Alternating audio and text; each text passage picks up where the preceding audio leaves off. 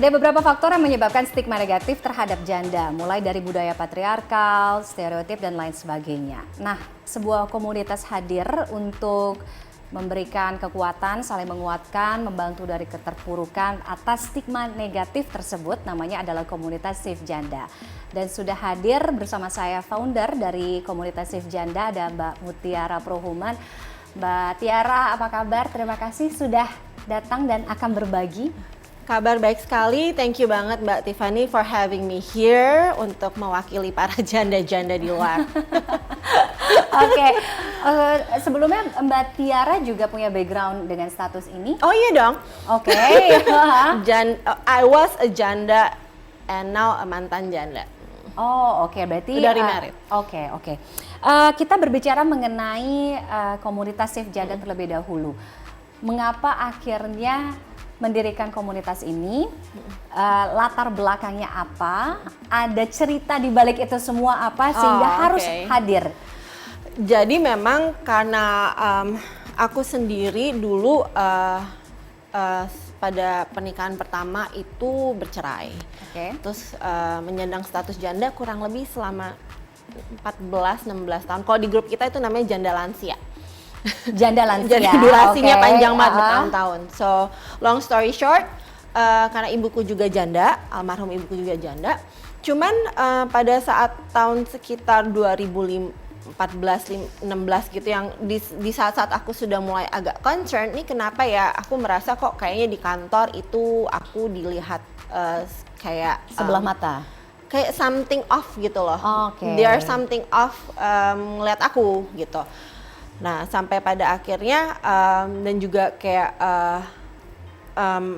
my ex boss juga kayak agak centil, terus abis itu kolega-kolega aku juga kayaknya pernah ada yang sorry to say ngajakin one night stand. Oh iya? Ini sorry, setelah baru saja menyandang status janda? Enggak sih, udah lebih dari, aku cerai kan 2005 ya. Oh ya, artinya orang-orang ini tahu dong? Tahu. Enggak baru tahu kan? Tahu. Terus sedangkan perempuan-perempuan yang kerja situ kok jadi kayak sinis gitu. Nah, kemudian dan berbagai hal yang aku alamin pada saat aku kayak aku kerja itu, aku sempat di IO juga. Dan istri dari partner kerja aku tiba-tiba interfere gitu. Tiba-tiba ada satu project yang di cancel dan akhirnya aku tahu karena nggak kayak jealous gitu sama aku gitu.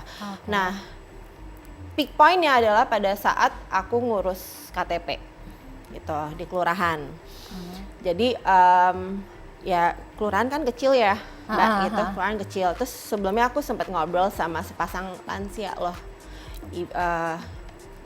suami dan istri lansia gitu, ngobrol biasa aja, baik-baik aja. Nah pas giliran aku sudah ada di depan petugasnya, dia baca KTP aku gitu, dia lihat KTP aku, oh Mbak kok masih muda udah bercerai sih gitu. Straight to the point. So what? Dan suaranya kan kedengeran satu ruangan ya gitu. Oh jadi Mbak janda gitu. Nah, ini aku kayak ngerasa nggak enak, jadi aku langsung ngeliat ke sekeliling aku. Dan aku ngeliat ke belakang aku yang tadi ngobrol sama aku, it's like istrinya tuh kayak megangin suaminya, kayak kan kelihatan ya, kerasa ya body language-nya. Gitu. Di situ aku baru nyadarin, oh ternyata selama ini mungkin ini salah satu sebab aku mendapatkan sexual harassment, terus mendapatkan berbagai perlakuan-perlakuan yang kurang menyenangkan dari society aku, khususnya dari pria ya gitu, karena statusku. Nah itu di situ aku mulai berpikir bahwa harus dilakukan sesuatu. Anehnya ya, kenapa saya bilang anehnya, kita hidup di zaman yang sudah sangat-sangat modern, digital, di mana kita harusnya bisa berpikir lebih widely, ya kan? Stigma-stigma ini harusnya tidak terlalu lagi ada di permukaan. Tapi kenapa masih ada? Karena ya salah satu faktornya adalah media. sinetron, terus abis itu yang tadi dirimu bilang budaya patriarki gitu, bahwa perempuan saja di dalam kelas budaya patriarki sudah nomor kedua. Dengan status perempuan sebagai janda itu menjadi di bawahnya. Apa peran orang-orang yang ada di komunitas Safe Janda ini? Kan nggak semuanya janda dan bahkan nggak semuanya perempuan, ada juga laki-laki di sana gitu. Apa pengalaman yang dibagikan, kemudian perannya satu sama lain gitu? Hanya berbagi ceritakah atau apa? Sebenarnya dari kita memang membuat safe space ya. Arti dari komunitas kita membuka WhatsApp group untuk saling mendukung 24/7 gitu. Dan juga kita ada berbagai macam pelatihan, IG live dan hal-hal yang as simple as that itu, dan melalui advokasi kita di sosial media gitu, dan mengencounter juga akun-akun yang tendensinya sudah merugikan dan mendiskreditkan status janda gitu. Oke.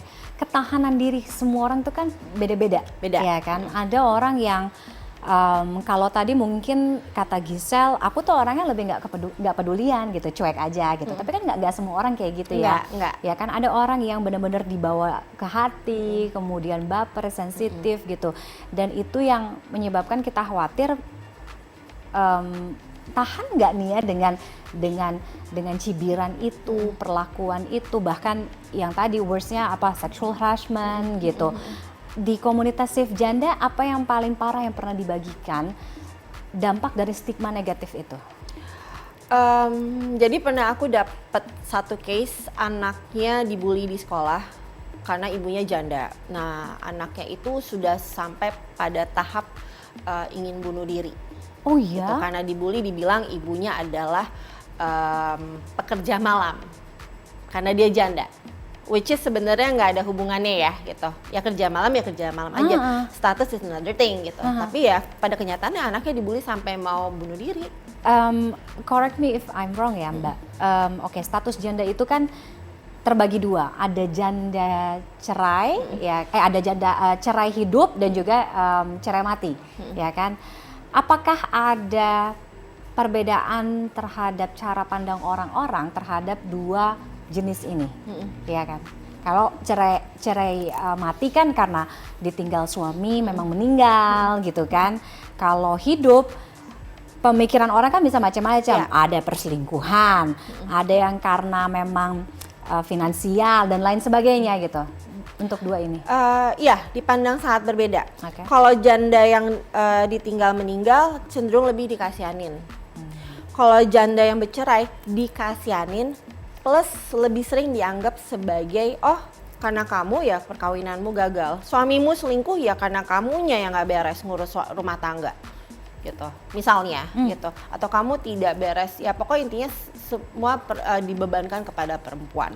Gitu. Semua dibebankan kepada perempuan. Apakah ini juga yang membuat di masyarakat ini yang berkembang sekarang, jadi hidup jadi janda itu lebih susah dibandingin hidup jadi duda gitu? Ini sebenarnya aku ada sedikit research tentang ini. Jadi memang ada pertanyaan juga tentang itu sebelumnya. Jadi yang aku lihat adalah sebenarnya sama aja sih bebannya. Hanya saja janda memang terlihat lebih negatif. Maksudnya terlihat negatif secara beban karena mulai dari media yang tadi aku bilang dan segala macam gitu. Dan duda mendapatkan label yang lebih positif. Dan kayak misalnya duda keren gitu. Diharapkan mereka tuh memiliki ekonomi yang bagus, bekerja di kantoran, you know those kind of stuff yang di Central of Jakarta gitu kan, gitu. But what if duda tersebut stay at home dad, gitu. Mereka tidak atau bukan pekerja dari kalangan eksekutif, gitu. Mungkin mereka hanya sebagai ojek online misalnya, sesuatu pekerjaan yang mungkin buat sebagian masyarakat itu tidak masuk ke dalam kerjaan yang prestis, ataupun tidak bekerja dari rumah ya, sambil mengurus anak, itu pun mendapatkan beban yang sama sebenarnya secara bebannya, bebannya ya. Oke. Thank you for sharing, Mbak Tiara. dengan hadirnya komunitas Save Janda ini kan tidak hanya sebuah gerakan, tidak hanya komunitas, tapi ini bisa sangat membantu untuk mereka-mereka yang mungkin berada di keterpurukan dengan status ini, sekaligus juga bisa menjadi pelajaran berharga untuk masyarakat sehingga tidak ada lagi tuh stereotip kemudian stigma-stigma negatif yang berkembang di lingkungan, ya kan? Kadang-kadang stigma negatif itu justru datang dari lingkungan terdekat sendiri, bukan dari luar, ya kan? Thank you for sharing, Mbak Tiara. Kapan-kapan kita ngobrol lagi ya. Yes. Balik lagi di Talk is Fun dengan obrolan menarik lainnya. Salam untuk teman-teman komunitas Save Janda ya. Oke, apakah juga mereka yang berstatus sebagai duda